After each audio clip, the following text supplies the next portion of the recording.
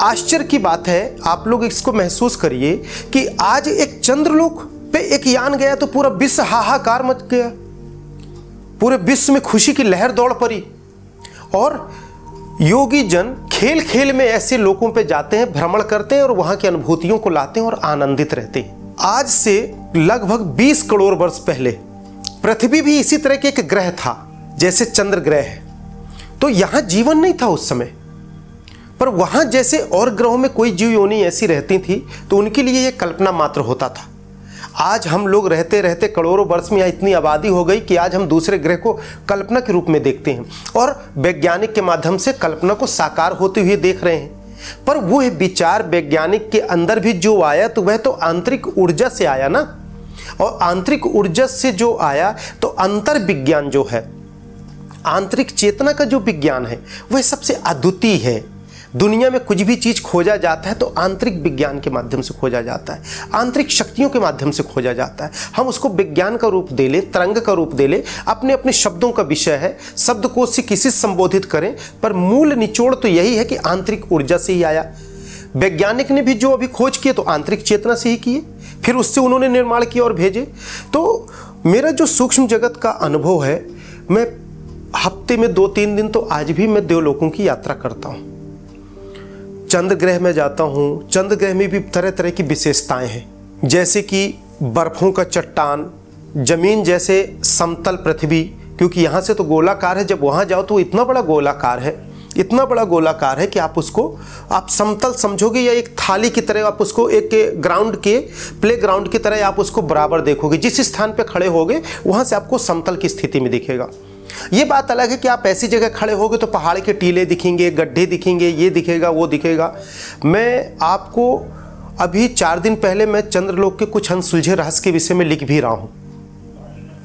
चंद्रलोक में पानी है, कई जगह पानी बर्फ में तब्दील है, कई जगह पानी वहाँ नीचे है, कई जगह चंद्रलोक के ऊपर का जो परत है उसके नीचे छोटे छोटे ऐसे सुरंग है। उस सुरंग के अंदर ऐसा लगता है जैसे आज से 20 करोड़ वर्ष पहले जैसे कि जीव आत्माएं वहाँ रहती थी। वहाँ मनुष्य जैसे कुछ ऐसी मानवकृति की कह ले मानवकृति की तरह के कुछ ऐसे जीव हैं जो वहाँ अभी भी निवास करते हैं, परंतु वह ऐसे जीव हैं जो कि हम यदि ऊपर की सतह में आते हैं तो हमें मृत्यु का डर है, हो सकता है वो नष्ट हो जाए। तो वह जमीन के सतह के नीचे जो बर्फ़ की गुफाएं हैं, बर्फ़ का जो टीले हैं और गड्ढे हैं, ऐसे बर्फ़ों के नीचे वो दबे हुए हैं। जिस प्रकार कभी उल्का पिंड यहाँ आया और उससे इस धरती का तहस नहस हुआ, ऐसे हर ग्रहों में होता रहता है। ये कोई नई बात नहीं है।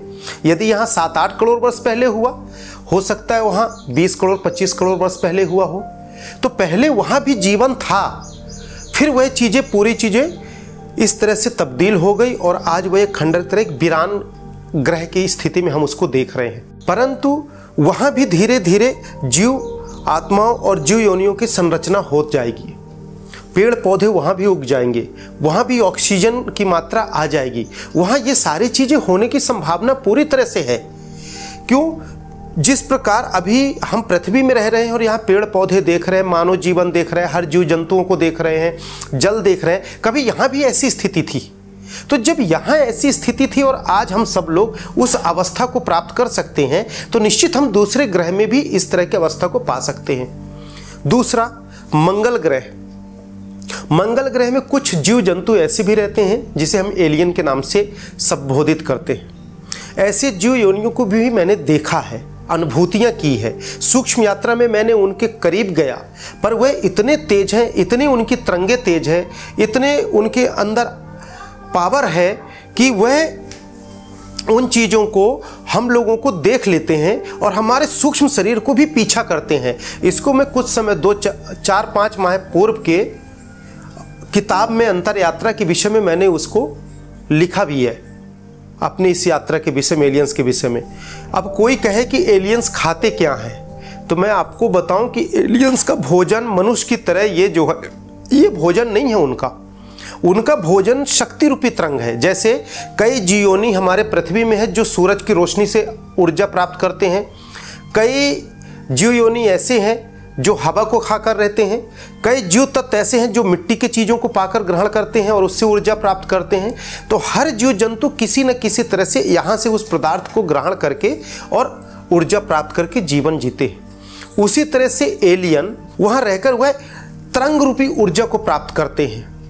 एलियंस में एलियंस के एक मुखिया होते हैं जिसको वह देवता भगवान मानते हैं। हम लोग भगवान किसे कहते हैं? जो मार्गदर्शक दे, प्रेरणा हो और हमसे श्रेष्ठ हो। एलियंस में एलियंस के एक बड़े आकृति के एक सामने ऐसे बैठे रहते हैं।